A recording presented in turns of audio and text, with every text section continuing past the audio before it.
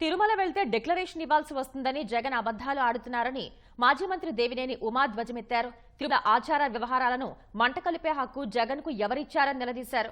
పులివెందుల ఎమ్మెల్యేను వెంకటేశ్వర స్వామి కఠినంగా శిక్షిస్తారని హెచ్చరించారు.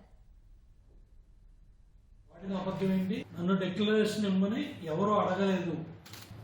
నీకు బుద్ధి రావాలని, నీకు జ్ఞానం రావాలని, ఆ రోజు నువ్వు పదవిలో ఉన్నప్పుడు నీ కళ్ళు తెరిపించడానికి ఆ రోజు మేమందరం కూడా నీకు రాసిన ఉత్తరం జగన్ రెడ్డి. సాంప్రదాయాలను గౌరవిస్తాను, ఆచారాలను గౌరవిస్తాను, వెంకటేశ్వర స్వామి మీద భక్తి నాకు ఉంది, నేను తిరుమల వెళ్తాను, సంతకం పెట్టి వెళ్తాను, డిక్లరేషన్ ఇచ్చి వెళ్తాననే మాట మాట్లాడకుండా ఎందుకు ఇవ్వాలి, ఎందుకు సంతకం పెట్టాలి?